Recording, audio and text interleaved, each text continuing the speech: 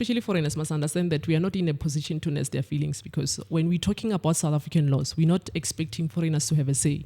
We don't care how you feel or what you say. Hence, we keep pushing regardless of the noise. What you do. But I must say to everyone who's watching that it's a movie out there. It is really, really, really what you are seeing in social media, what you are seeing on the news, all of that has been diluted. The things that are happening on the ground are on a totally different level. And I think that, it's quite important to actually hear this from the horse's mouth. Sometimes he will not even pay rent. And sometimes when he finally pays rent, he tells the landlord to say, hey, come to my room around 8:30 at night to 9 p.m. And come and collect your rent money there. Why would I give you DSTV and then you give me a nail cutter? Why will I give you FNB bank and then you give me a cell phone cover seller? And when we talk, we are labeled xenophobic. We don't care. Some of us wear that badge with pride. Call me xenophobic anytime.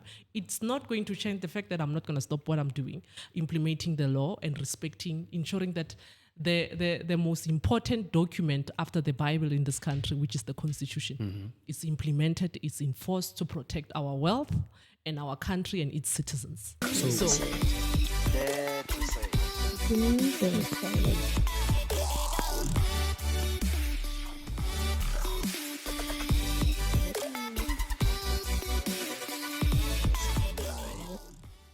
And welcome to another episode of Dare to Say It. I don't know which number this one is, but today I'm joined by Victoria, Queen V. Africa, is Africa or Yes, Africa? Africa. Africa. Yes, okay. But it's got a C or a K? A C. Okay. I'm Mother Africa. Mother Africa. Yes. I'm joined by her. She'll introduce herself and tell us, what is she about, what she's doing on the street. It's a very important conversation to have, as we've been discussing, for the last few minutes, but I think it's been about an hour. There's a lot of this conversation that is happening on social media, that is happening on a superficial level. But the good thing about having you around is that you are actually there on the ground yourself. And there's also in the shadows, Mr. Scopen Donner in the building. Mr. Skid Scopen Donner Yes. on my left over here, who is your partner in crime, in doing what you do. But I must say to everyone who's watching that it's a movie out there.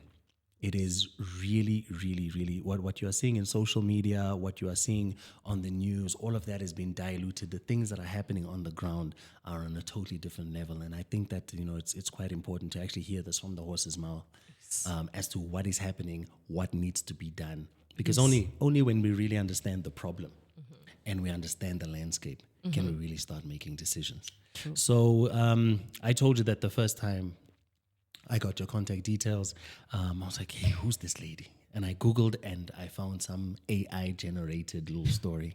So I'd like to take the first few minutes just to say, who is Victoria Africa? Okay. If you can give us, a biography. I think that's what you called it, Trevor. Okay, but A biography, yes. Thank you so much for having me. A big shout out to Dare to Say It. That's where we are. Yes, but my name is Victoria Africa. I am a leader also in the Patriotic Alliance. We lead a task force, myself and Trevor, Mr. Scopen Donner, and the A-team. So what we do is we implement the PA policies, which is also supported and guided by the Constitution of the Republic. We are backed and supported by what the Constitution of the Republic says. So it's very interesting. We most of the time we do operations on the ground because we are more of like we are practical leaders. We want to have like a first-hand experience, so that when you get to be invited to a platform like this, like the here Dare to Say It, you at least have got references. You know what you're talking about. You've been there yourself, so that it gets to also make sense, and so that you are in a better position to bring solutions. So yeah, we lead the task force, the Abahambe Brigade in the PA. Big shout out to my president, Honorable Your Excellency Gayton McKenzie is currently out of the country, pushing there, because he's the Minister of Sports, He's up and Arts and down. Culture, yes. And also the Deputy President, Mr. Kenny Kunene, KK. So, yeah. Minister of Transport. So, yeah, we are under the Patriotic Alliance banner, and we do all this work. I'm a community activist. I am also passionate about I love this country so much. I'm passionate about what I do. And and I thank God for the opportunity that He gave me, that I'm so that I'm able to do all this work that I do for the community and the country under the Patriotic Alliance banner. But also just to tell you more about it, and I think also at the later stage, when you have got time, you can come and see for yourself all these things that we do. So what's happening is But just you, who are you? I know your job. Yes. You know, but we go online, we see this lady, we think, hey, she's fighting. Yes. Right? We don't know, is she from the rural areas, is she from the city? Yes. You know, Okay. where did she grow up? Who is she? Okay, so Victoria Africa grew up in the villages. I'm originally from Limpopo, around the Skukune area, Not Skukune far district. from me, Is it? No, I'm from Graskop. Oh, okay, okay. So I grew up in the village all my life, and I am a mother to a beautiful princess. She's currently in the villages with mom. That's where they stay.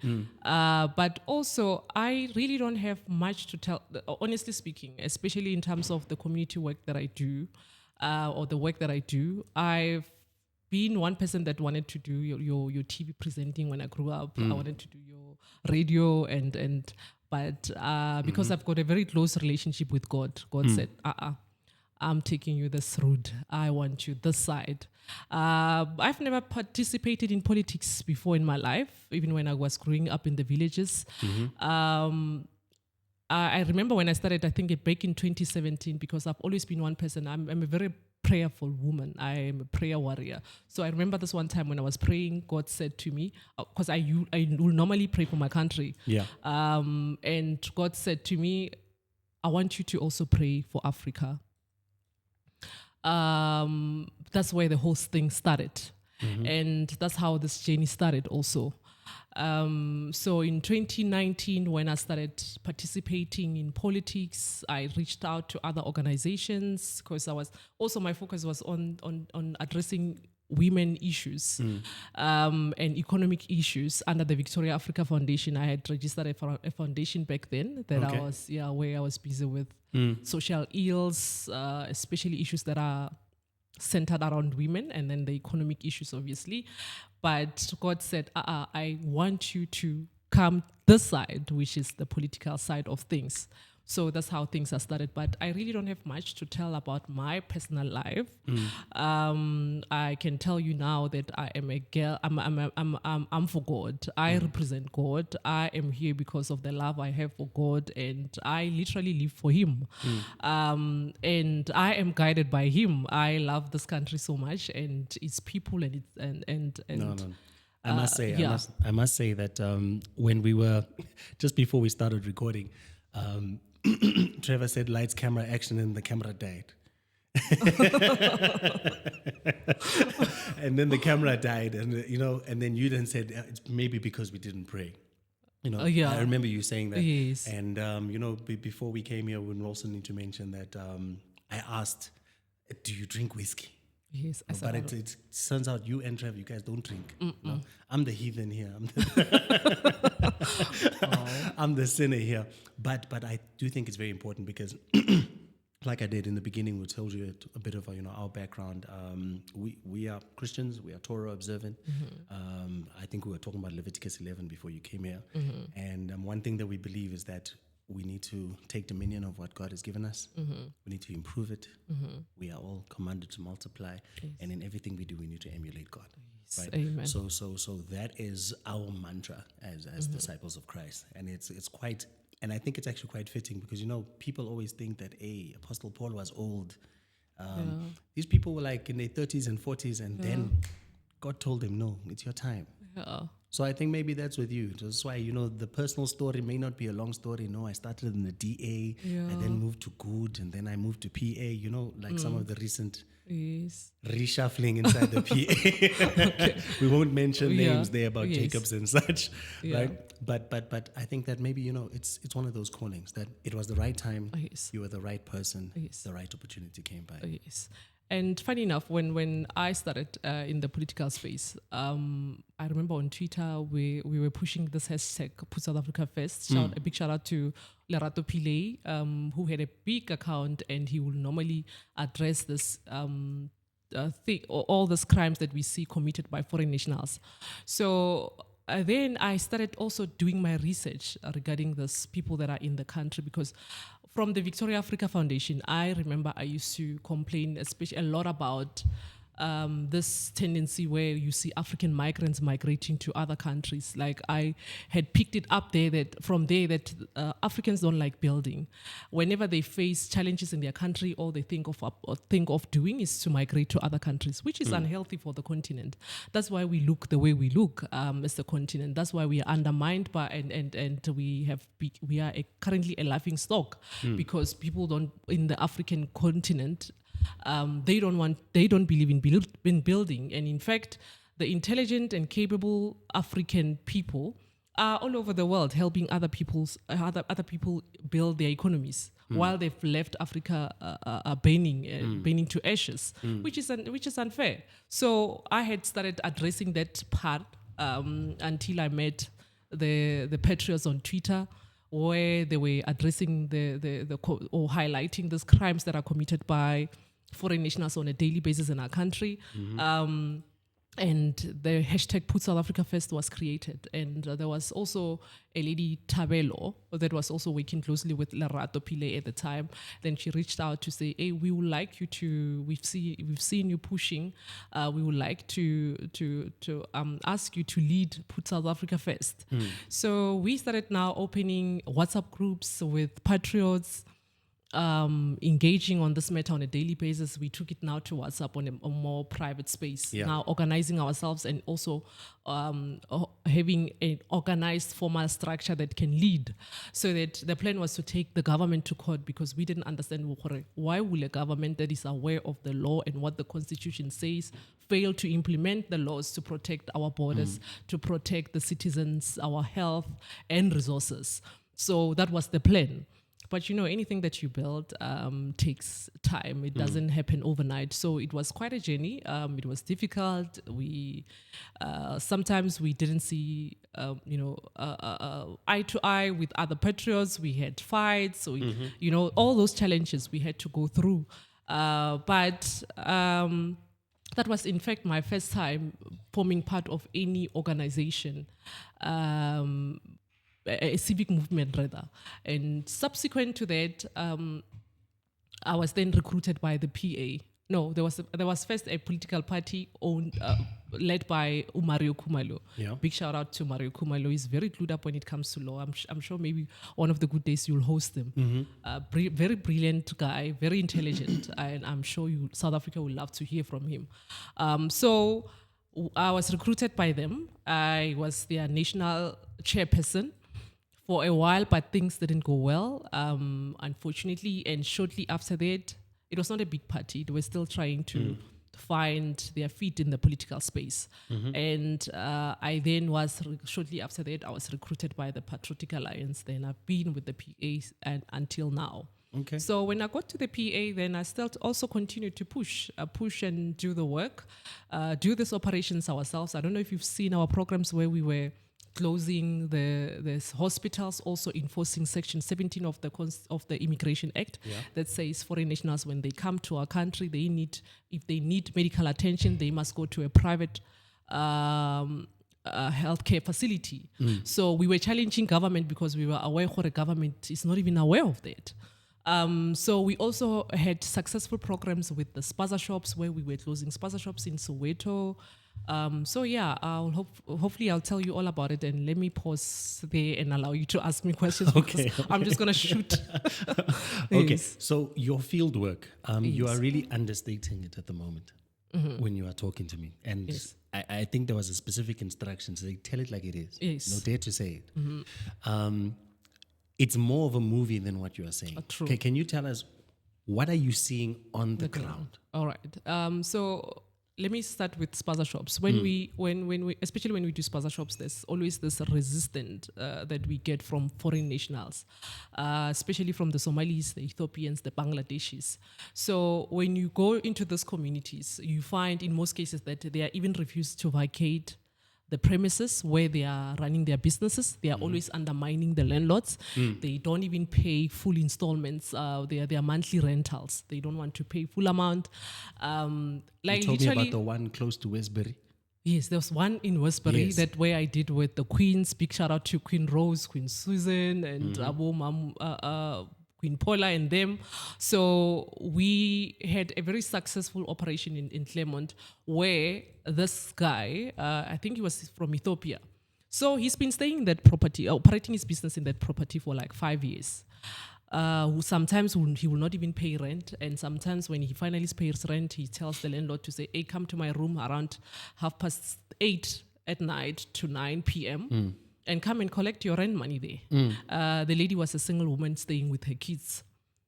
So he was taking advantage. And when the landlord told us the story, we're like, we're coming there. We will deal with that man decisively. So when we got there, in 5 minutes, I addressed him. I asked him why he does not want to vacate the premise.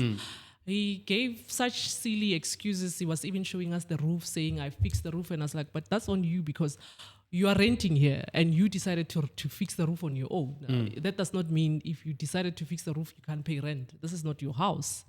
But what I found very interesting was that when we were doing the operation, community came out in numbers, and there was also gangsters that came to the operation hoping to take the stock and the money.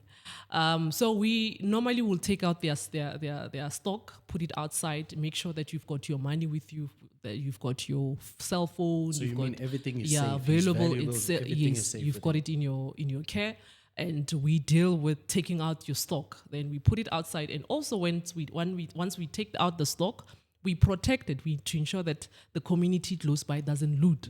We also engage the community to say, here we're working, we're not here to loot, we're not here for manga business, please respect the work that we do. Now those gangsters, when they came, they were armed as well. Yeah.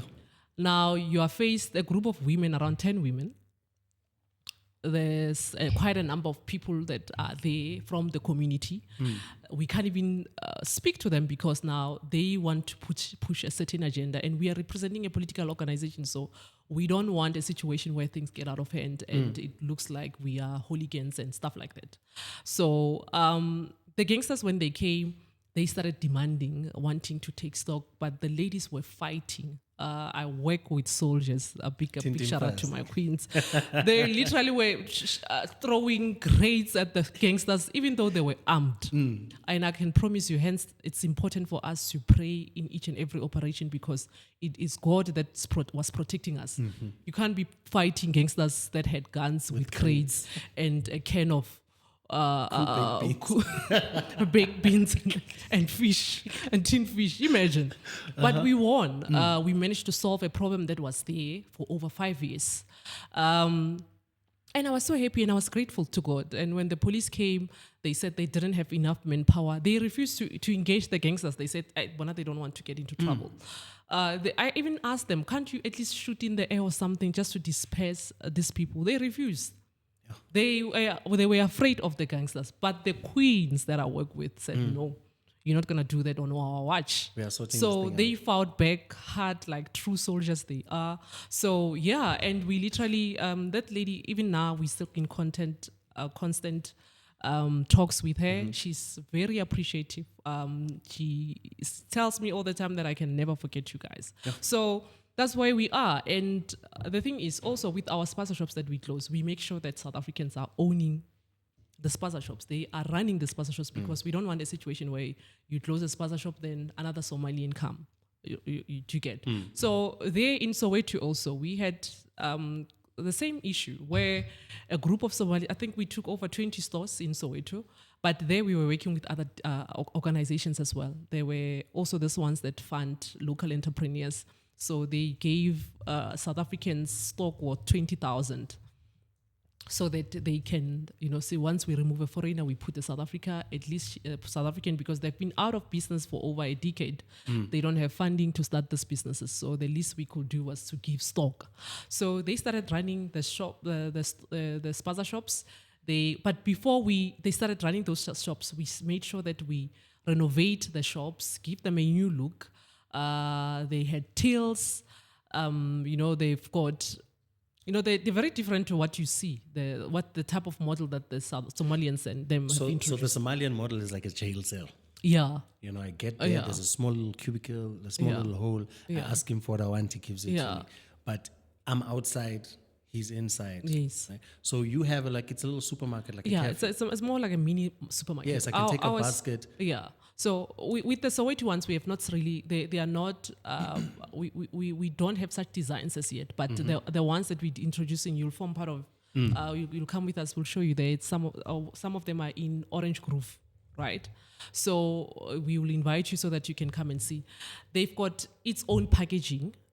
They've got a point of sale. It's a walk-in store. You get your basket. You go and get your whatever products that you want to buy. It's a shop. It's a shop. It has your bakery, it has your butchery, it has everything that a supermarket has. But it's just that it's a small one because it's in our Gasismos. So that's the type of model we are introducing. And it doesn't only end there. We also going to be having our own dispatch centers. So the 30% products that I'm telling you now that in our sponsor shops we are selling, remember they are locally produced, right? So we will be, before you know it, we will have 100% locally produced products that are sold in our spaza shops. Nice. So the intention is to now move to a supermarket that will be competing with the likes of Pick n Pay, your Spar, and our supermarket will be selling locally produced products, right? So we'll be teaming up with farmers, especially black farmers in the townships. We're giving them an opportunity to now work with us. They supply us with their proceed. Then we now run a big successful supermarket. And the dispatch center also, we will have like your South Africans that, that the ones that have got like small vans, they will come and load stock from the dispatch center straight to the spaza. Yes, it must be South Africans. All those people that will be supplying or delivering the stock must be South Africans. So that's where we're taking this thing to. So we are building generational wealth. We are creating generational wealth. And with the same supermarkets, we will be penetrating the African market with. You'll find them in our SADC countries or Africa at large. So that's where we're taking this thing to. So for you, it's not just about immigration. No. It's about economic development. Yes. It's about job creation. Yes. It's about putting South Africans first. 100%. That's what it's about. Because I think sometimes the message gets lost. It seems like it's all about xenophobia. We just hate foreigners. But we are just saying, guys, we are struggling. You are struggling. Sort out your struggles. We want to sort out our struggles. We want to build as well. Yes. But also, I think people, especially foreigners, must understand that we are not in a position to nurse their feelings, because when we're talking about South African laws, we're not expecting foreigners to have a say. We don't care how you feel or what you say. Hence, we keep pushing regardless of the noise. We want to build and develop South Africa. We want to build an independent state. We want to produce future business leaders that will be in a position to employ, build infrastructure for us, and develop this country and pay tax and contribute to growing the GDP of this country, contribute towards growing the economy of this country. So no voice for them. So we don't care how they feel, honestly speaking, because when they implement laws in their countries, we don't interfere. They don't ask us. Yes. But here we are explaining ourselves to everybody else. So on my side, especially, hence I said, when you were telling me that you've seen videos where people were saying a whole lot of things, I allow them. They can say whatever they say, but at the end of the day, they're not going to stop us from implementing. They must also ask Twitter. At some point when I was there on Twitter, Twitter closed all my 7 accounts. Every time when I open an account, they would close it because they didn't agree with my language. And I told Twitter the last time, I said, you can keep your Twitter space, but you're not going to block me on the ground. And on the ground, we're going to deal with these people because they were protecting SA government. We were exposing how ignorant and careless our government is. And once a government is ignorant and careless, it's the citizens that will suffer. They failed to protect our wealth. The constitution is there to guide them. They don't want to implement these laws. All they want to do is introduce a freebie culture to South Africans and paralyze our people. We're not going to allow that. And it's time that we build black, white, Indian, and colored South Africans. We need to move forward as a unit. This thing of allowing government to divide us, allowing politics to divide us, it has to come to a stop. Yes, I am under a political party that I so much love, but that when we are on the ground assisting communities, we don't politicize service delivery. And we were taught very well by the deputy president of this party, always saying, never ever politicize service delivery. We assist everybody, South African of all races. So we want our people to come forward, all black, white, Indian, and South Africans to come forward and participate in the economic space. Let's all build together. So now, for example, and also it doesn't only end with the spaza shops. We will be doing the same with the shops that you see in the CBD. See these ones that are currently occupied by the Somalis and them, selling counterfeit goods, selling, and these ones that are selling dirty clothes on the streets. Imagine South Africa has got products in the entire continent. We've got your DSTV, we've got your Mr. Price, we've got Standard Bank, we've got FNB and many other products. Ne? They are in those African countries, employing qualified, educated citizens of those countries, paying tax, building infrastructure there. If they are not building infrastructure, renting, they are paying rent and contributing, right? But in Africa, all these African countries what they want to do is give us undesirable migrants, people that are here committing all sorts of crimes, people that are selling cell phone covers, calling themselves businessmen, selling dirty clothes on our streets, making our cities look like slum. Which investor will want to invest in a slum? Who will want to put their money there? We want our streets clean. We want our cities attractive. They must be investor attractive, because if you are failing to attract investors, both local and local and international, how are you going to now create job opportunities for your people? Because we know government can create jobs. It's the private sector. So the private sector, if we are unable to create an attractive economic space for them, how are they going to invest and employ our people? So now we like I said, we don't care how Africa feels. Africa will learn from South Africa. Now the revolution has started in Africa. These people, all these ones that you see here, they will be forced to fix their country screaming and kicking. I'm telling you, we are taking them back. Even tomorrow, the second batch of Ghanaians are leaving. The plane will be full of people that are here cutting nails. Why will I give you DSTV and then you give me a nail cutter? Why will I give you FNB bank and then you give me a cell phone cover seller? And when we talk, we are labeled xenophobic. We don't care. Some of us wear that badge with pride. Call me xenophobic anytime. It's not going to change the fact that I'm not going to stop what I'm doing, implementing the law and ensuring that the most important document after the Bible in this country, which is the Constitution, is implemented, is enforced to protect our wealth and our country and its citizens. So that's where we are. So would you say if you wear this badge proudly, yes, right, do you hate foreigners? It's not hate. It's implementing the laws. See. I'm going to give you an example. Just recently, Zimbabwe announced, unapologetically so, they said the informal market, there are certain businesses that they are reserving for citizens. Foreigners are not allowed to participate. We are a sovereign state that is guided by the Constitution, not feelings, not how people feel. We are guided by laws. We are a country of laws. Laws must be enforced. Whether you like it or not, the laws must be enforced. So when other sovereign states like Zimbabwe... Just 1 second then.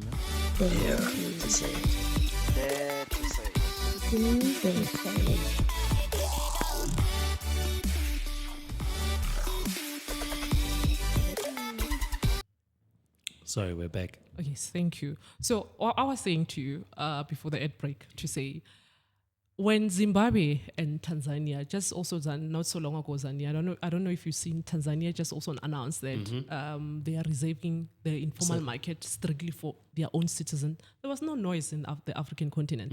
As we speak, Ghana is busy removing illegal immigrants. The officials are busy there on the ground removing African migrants in Ghana. In Nigeria, we are seeing the same thing. You must also just Google it, you'll see. Those are the recent operations that they are having in their countries. But once it's South Africa that gets to do that, because these people, they thought that we will never wake up. They thought that the SA government, I get our leaders, we are currently a leaderless state. Our leaders can't be respected. Even the law enforcement officials, we can't. They've given an impression. Right now, as South Africans, we don't know the law, or we are useless. Hence, the foreigners are lazy, because if you can check how most law enforcement officials operate, where they're taking bribes, they will. Everything that an illegal foreigner is doing, which is wrong in the country, a police officer will come there and negotiate a bribe money, and then once they are paid, it's chai. So in their minds, they've got this thing that we are just like them. And when they see such an uncaring government that doesn't care, why have you seen a government that doesn't want to empower its own entrepreneurs? How are you hoping to build a country without injecting a financial muscle on entrepreneurs? So if you were to look at the current government, yes. In South America, they've got this principle called the Calvo principle, meaning that locals first. Yes.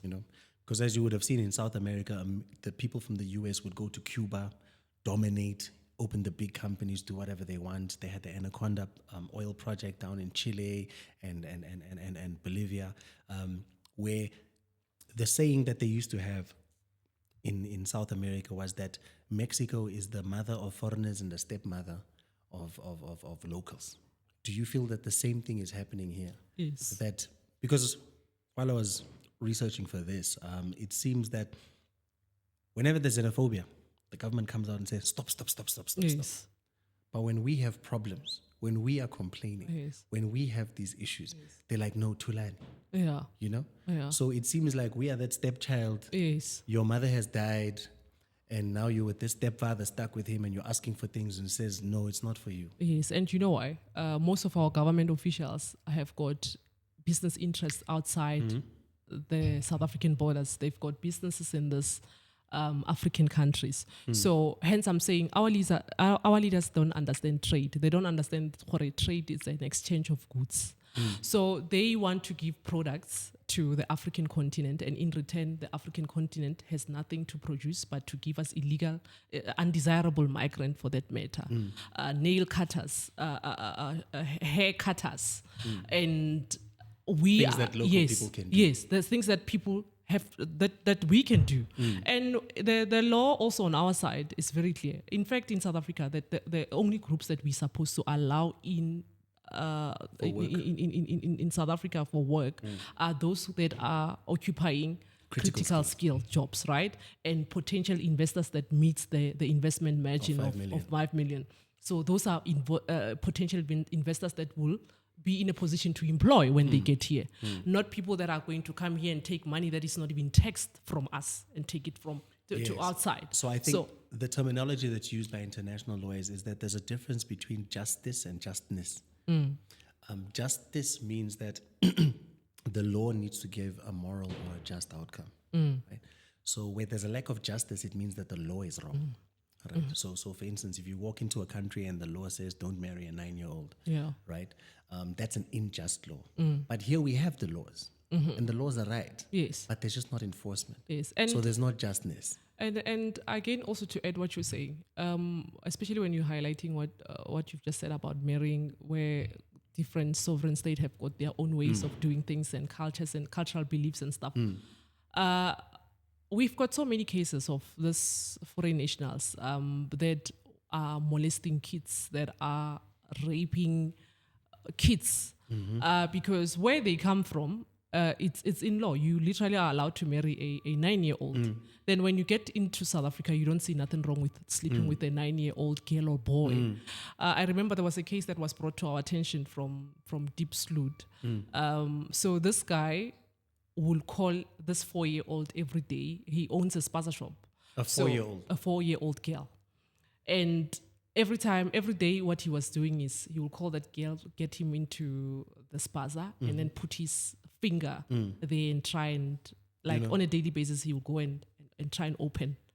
So he's grooming a 4-year-old. Yes. So until this one time, because he's so used to doing that, and he's aware that the child has never said nothing at home. And now, remember now, the child is now starting to begin to think, Uguti, whatever is done to her, it's okay, because this person literally does this every time. Every day. Yes. So this time, he did it in front of the 7-year-old brother. He told the 7-year-old brother to say, look that way. That's why the 7-year-old brother saw what he was doing. And then when he got to school, he told the teachers, but this is what this guy did to my younger sister. And when the teachers started asking and interrogating the little girl, she said, no, but he does this every day. He calls me and do this, and then and lets me go home. So it's just that the school managed to act on this issue, and I had to alert the community, and that's how we got to know and find out, this is how they operate. And not only that, they've been raping kids. I remember there was a case that I was working on where a Somali raped a 14-year-old, and they offered the family 7,000. When the family refused, the brothers of that Somalian guy tried to hide him. In fact, he tried to run away. He was arrested, I think, by the borders, because he was trying to skip the country. So that's the situation we are faced with.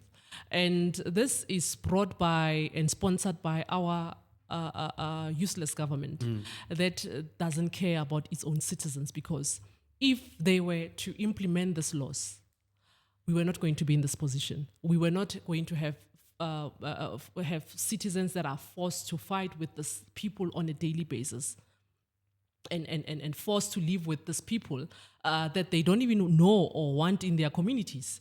So they are allowing everybody in, but they can't shelter them. We are forced to stay with these people in our communities, people that we don't know. People, the other day, I think a big shout out to March and March. They are doing such an incredible work.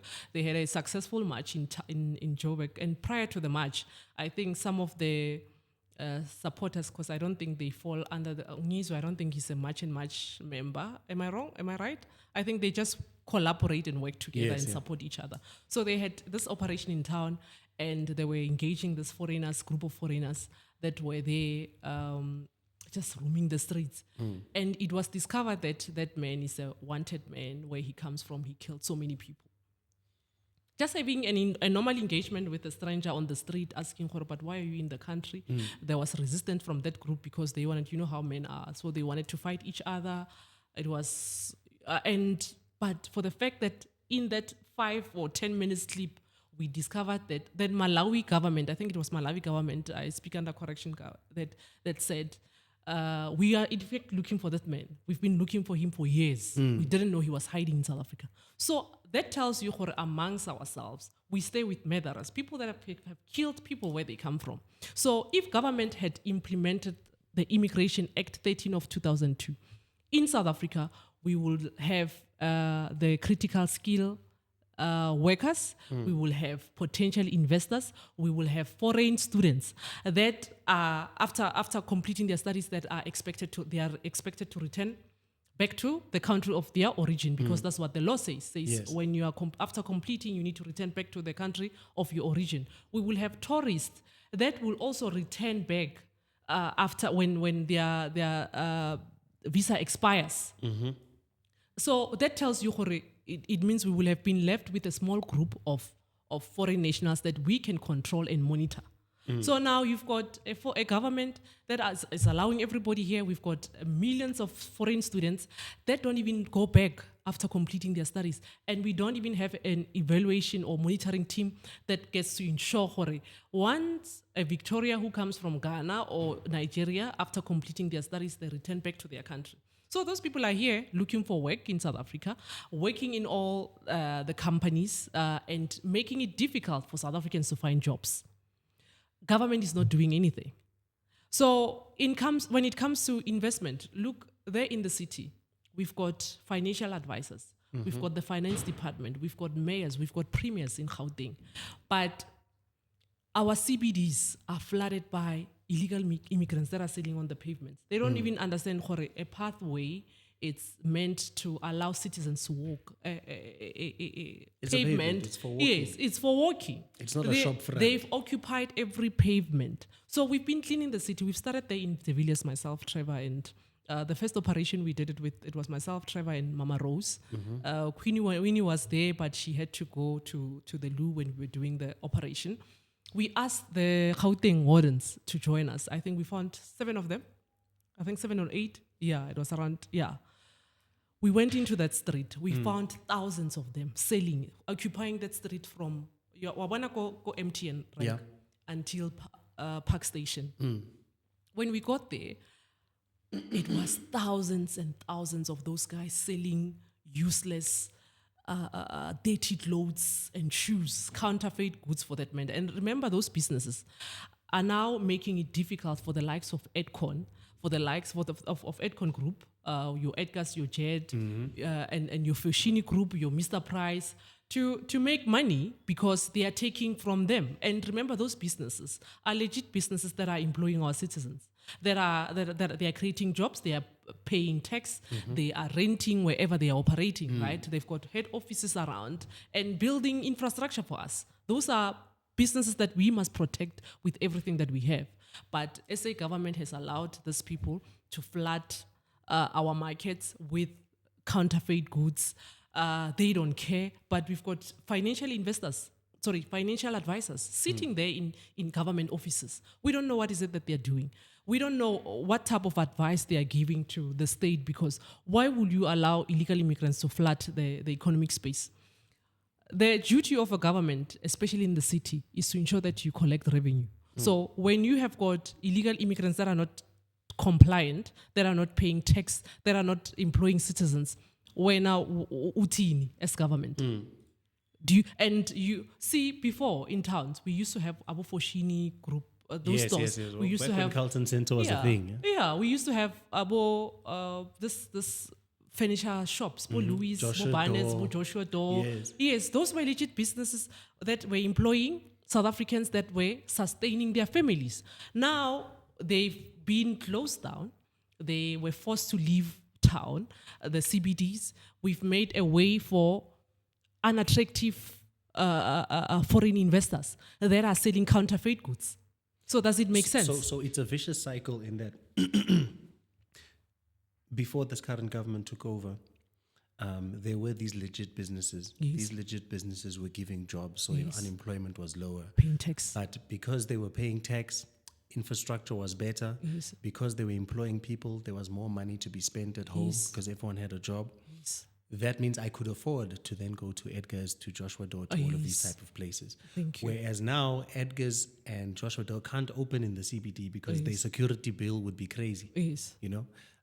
And because the businesses are closed down and there is no employment, our people are then forced to buy secondhand clothing. Thank you. Buy things from the street. Thank you. I don't. Street vendors sell everything. You can buy a person if you want to. But it's a vicious cycle. And you would say, in order to stop that cycle, you need to put South Africans first and make sure that they get back into our economy. So every single business that a foreigner has is a business that a South African doesn't have. Every single employment that they have is one that South Africa doesn't have. Yes. If I could ask you to estimate in the CBD, what percentage of the street businesses, informal sector, would be foreign nationals? Almost everyone, all of them. Because what did these people do? They've, in the informal trading space especially, what they will do is, let's say, for example, you're selling bananas as a South Africa or veggies there. They will come and you are now surrounded by a Malawian or other Malawians. They now start selling in the same area where you are selling.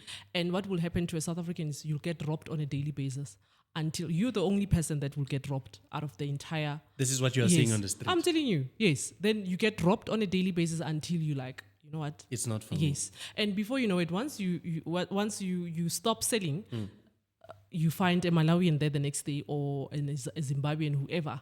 So they're making space for each other. That's how they manage to take over. Oh yes, no, I've seen that with when sometimes when Chinese people move into like a mall, they would rent here, and then once a shop opens, they would pay the deposit same time, and then bring another guy. Yes. Is it a similar type of thing? So that's how they operate, because these are informal traders. These are people that are not supposed to be given an opportunity to participate in the informal market. So they come with this terrorism mindset, this mafia mindset that now is we as South Africans are forced to accept and work with.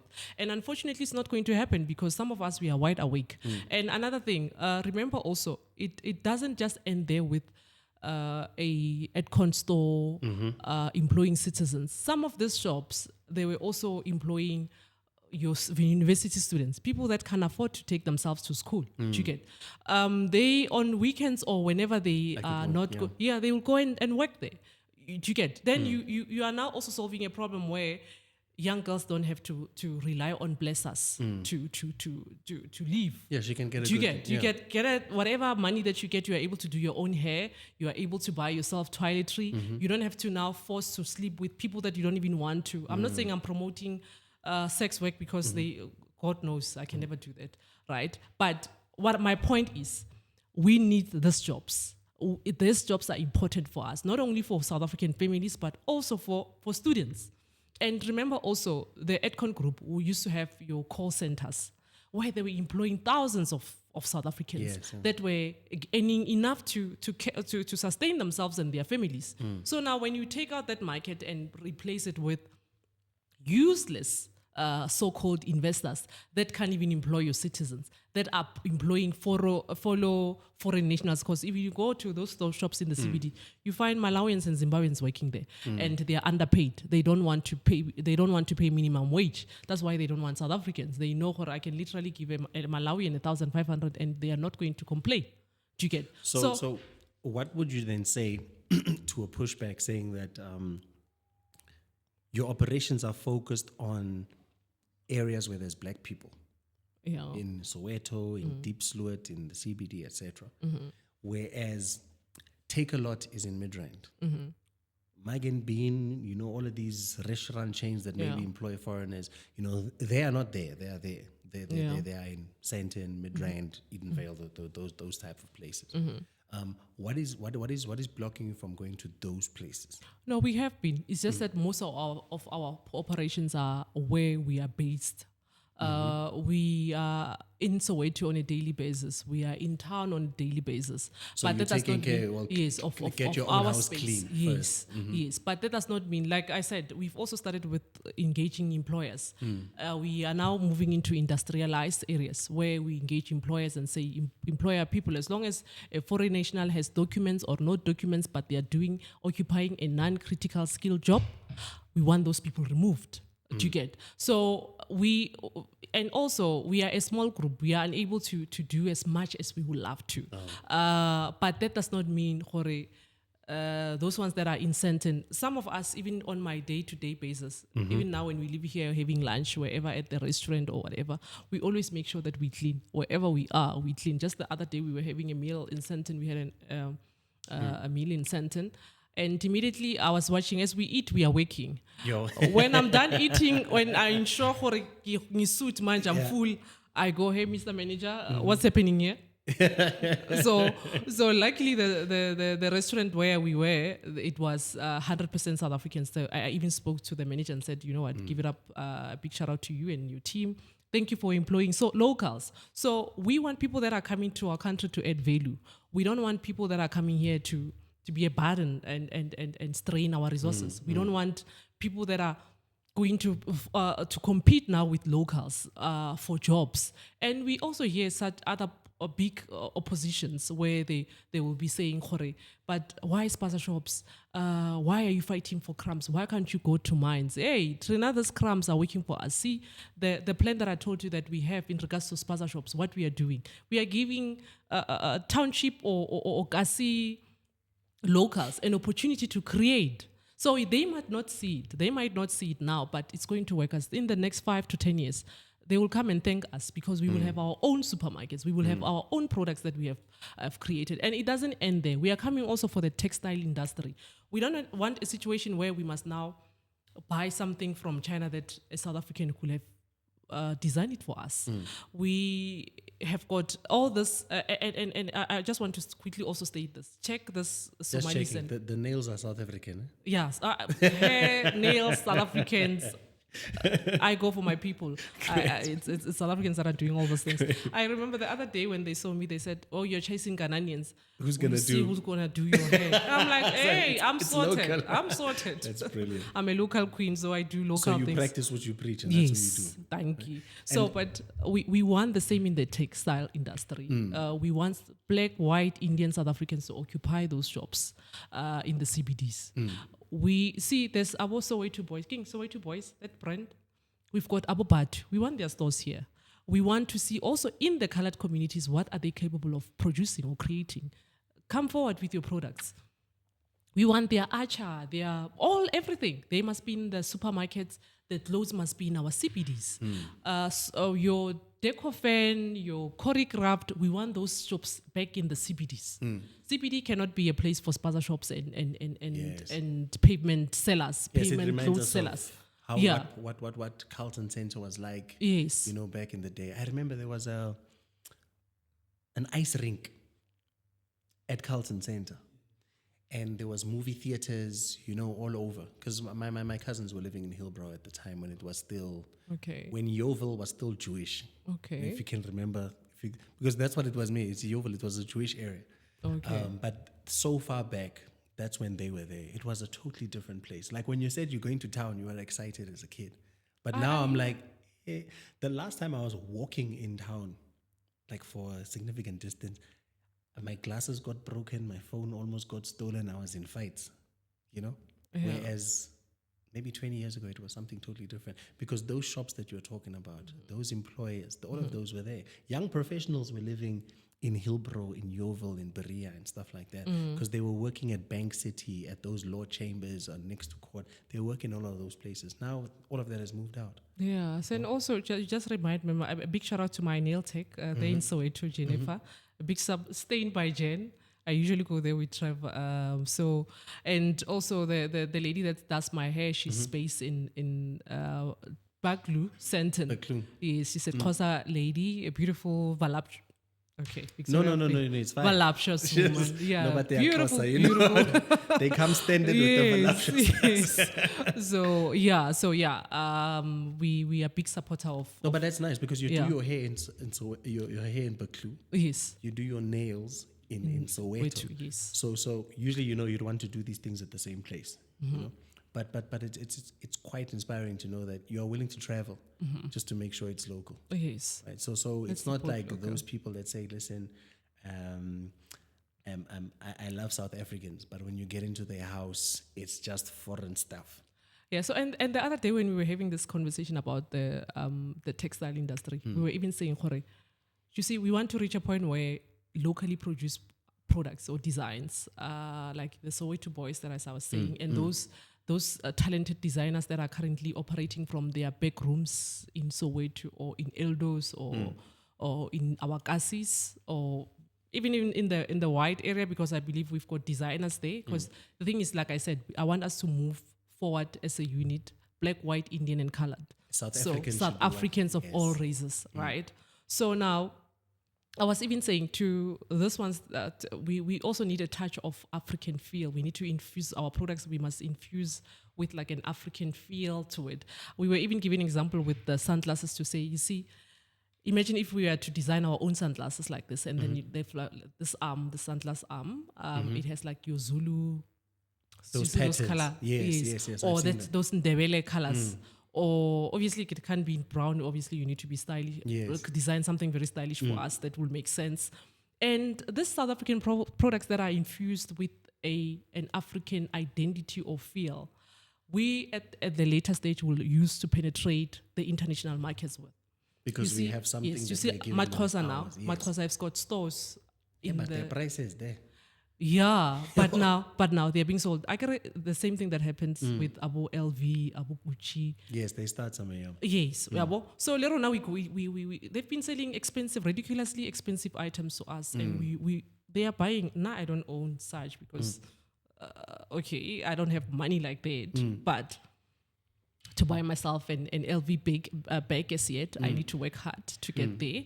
But I'm pushing, and I want South Africans to own this products that are of great value and quality that we can sell in the international market. Because we made it. Yes, like because we have made it.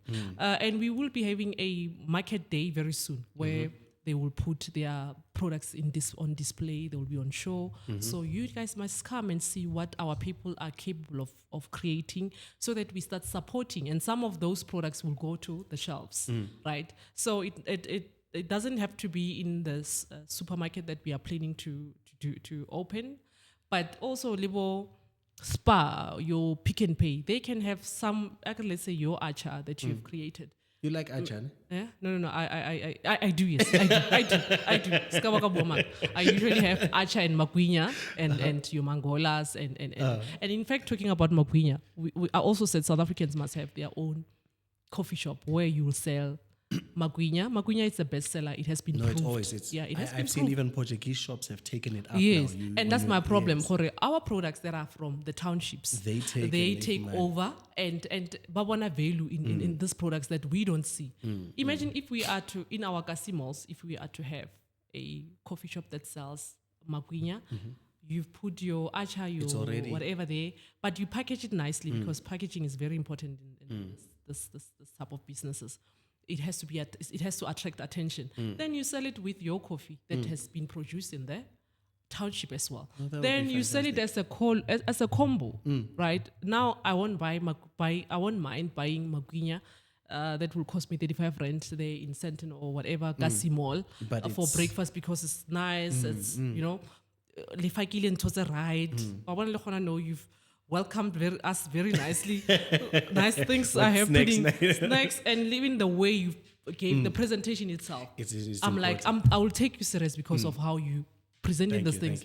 Hey, you're not only looking good, but you also take care of your guests. That's what we want. And we want people to respect our businesses as well. And it's how you do things respect at the end of the day. So we would say that part of the goal is to build South Africa as a nation with its own identity, where it can say in its constitution, not it belongs to everyone who lives in it, but we the people. We the people of South Africa, meaning that we are a nation. Like an identity, like when we say Indians, we're not just talking about a country, we're talking about a people with a clear identity, clear culture. We know how they move. Same thing with South Africans. But because we have all of these things just coming in, all of these things just happening, it's tough to say that, like if I was to ask you, what is a South African other than the nationality on the passport? How would you describe it? What do you say? South African. What? So when I say to you, what is a Jew, right? Yeah. Without telling me about Israel, like the country or passport, you'd be able to describe certain things about them. Yes. To say, and also, this makes a Jew. Yes. This makes a Chinaman. This makes a French person. Yeah. What is it about South Africans that would make a South African person apart from the document? Okay, so because in South Africa we've got different culture, and I think an identity comes with who you are also based on your race, where you come from, your way of living, where you come from. But at the end of the day, if you check with South Africans especially, both black, white, Indians, and colored, we've got a way of connecting. We've got a sense of humor like no other. You see it, you find it in the white community, you find it in the black community. We speak a language that only us understands. So there's something that identifies us, that makes us different from a Zimbabwean, a Malawian, etc. Yes, and it also makes it's easy for let's say, for example, for a black South African to adopt the Afrikaner way of doing things, and also vice versa. The Afrikaner, they find it easy to adopt. If you can check all these white South Africans that are into a black culture, especially in terms of music, how But we you see, with the Afrikaners, I've got no problem because how I mean, we all love braai. yes, How the we- name tells you yes. that they identify as Yes, African. we are from different communities, but we connect. We've got, like I said, even with the sense of humor, our way of doing things. Sorry. Oh, okay. Whenever you get fired up, Yeah. camera action, yes. So yeah, our way of doing things, I think that's also what makes it stand out, how we connect regardless of who we come from. See, I move with colored women and you won't even separate. I think South Africans also need to learn to look beyond race. I work with colored women, move with colored women on a daily basis, and I'm in a political party that is dominated by colored people, but you won't even tell because for us it's not about races, but more about the human, more about, I don't know. I'm trying to get the right way to put it. Yeah. Yes. It's the humanity of Yes. it and the South Africanness yes. of it. Okay. Yes. So then, if we were to wrap up, you are not xenophobic. They can put that title on you, but it's not about hate. What you are is about law enforcement. Yes. To say our law says hospitals are for us. Our law says these informal jobs, informal sector are for us. Yes. Our law says that if you want to open a shop in South Africa, what you need to do is to follow the right process, put down your 5 million, employ people, Yes. etc. So there's nothing about I'm hating Africans. Oh, no. What I'm getting from you, even though on social media that's what it would seem like. Yes. Is that more or less it? So obviously, yes. Hence I said those people are pushing propaganda, and if you could check, no matter how much you explain, if you can check that Ghana video, they've cut it where important parts where we are literally sharing a clear message, not only to South Africans but to also the entire African continent. They cut those things out.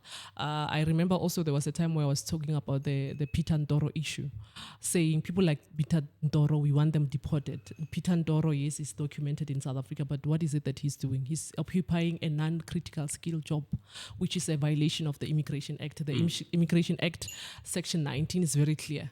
You can only employ people that are here offering critical skill. So Peter Ndoro is a documented foreigner who is currently occupying a non-critical skill job, which means it's a violation of our laws. So such people must be deported. And the message is not only for South Africa. What we're doing in South Africa, we want all the African countries to also to apply the same thing. Ensure that they protect their informal market. Out of the informal market in those countries, they must create products that at the later stage we're going to be selling to each other, right? Build this continent. So our message is beyond building South Africa or developing South Africa, but also the African continent. That's why I'm called Victoria Africa, because I am Mother Africa and I want a developed Africa. We want to look like China. We want to also create and compete. We want economic power, and there is no economic power without creating products. See what China is doing now.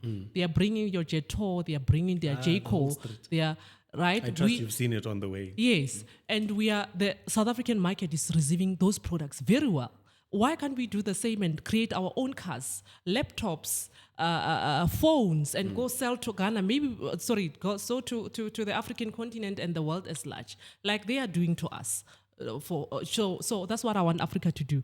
This thing of having African men running to all these countries, not only South Africa, but to all these countries globally, Europe and everywhere, you find African men, they're selling dirty clothes. Must come to an end. We want African men to come back to this continent to come and build.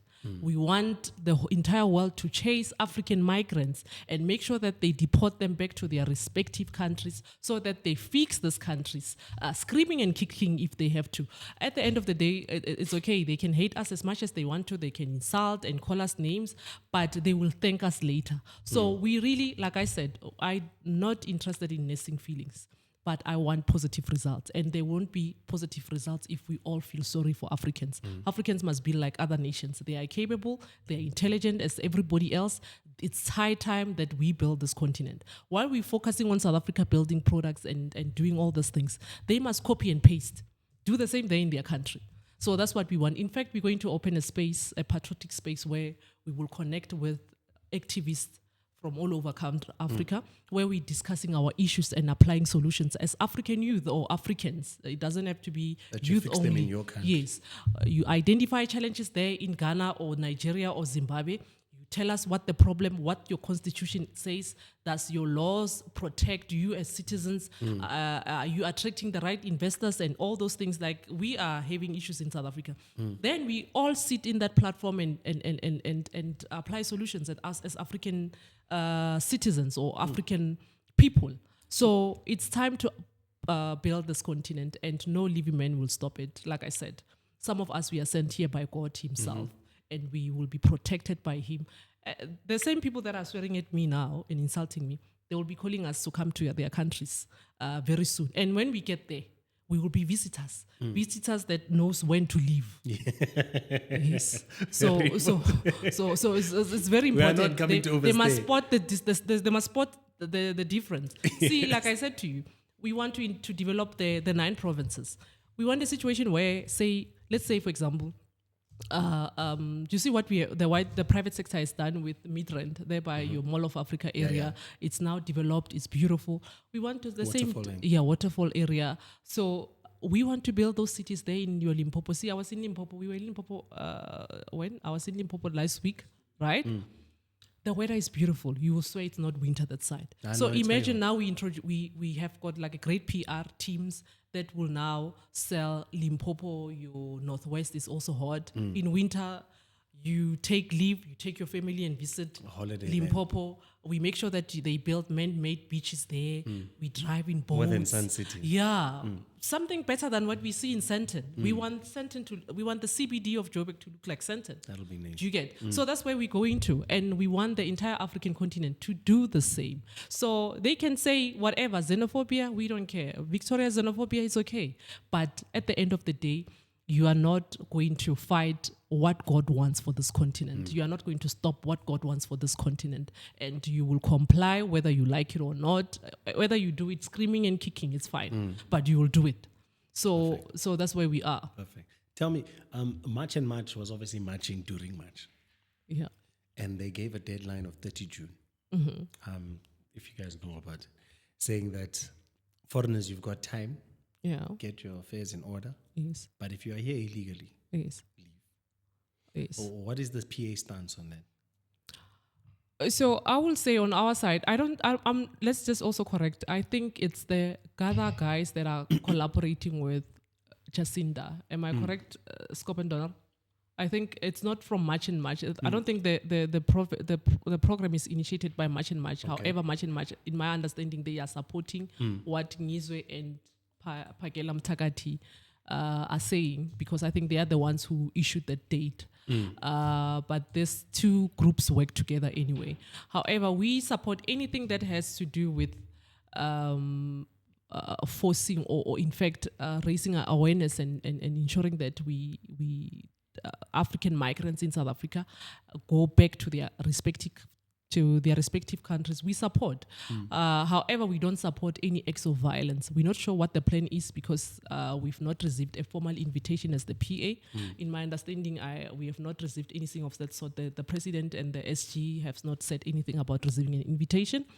But because we also believe illegal immigration has to be, the illegal immigrants must leave. We support what they're saying. As long as it has nothing to do with violence, then we are in support. Yes. And like I said, on our side, we've been pushing, doing the same. We talk the same language. We want these people out of our country. And we not saying we don't want foreigners at all. We're saying we want a small group that we can monitor, that are here occupying critical skill jobs, that are here as potential investors. That just give me a second, ma'am.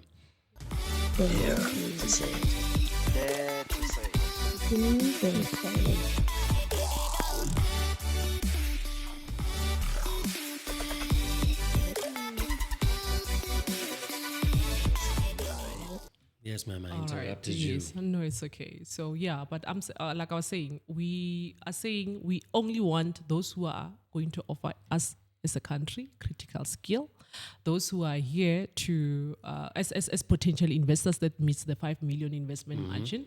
Those are the type of foreign or tourists that will leave once their visa expires, and foreign students that will leave after completing their studies. Do you get? So those are the type of foreigners that we want. And let me tell you, see, once the PA takes power, we will ensure that we close all. We ensure that the security measure, we tighten security measures in all our ports of entry.